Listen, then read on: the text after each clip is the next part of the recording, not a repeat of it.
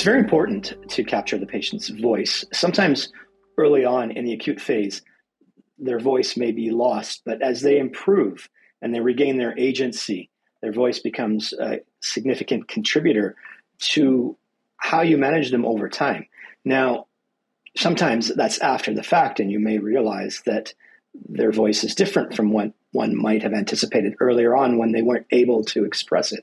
And that's why using one's experience as well and generalizing to what many or most patients want for their treatment can inform one when, say, in some cases, you're making decisions on behalf of a treatment.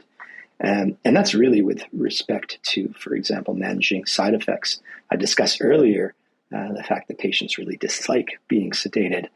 They dislike weight gain, and being Parkinsonized is no fun and no good for anyone.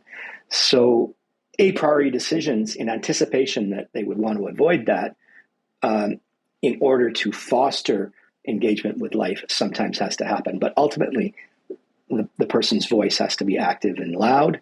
And that happens in conjunction with an improvement in symptoms.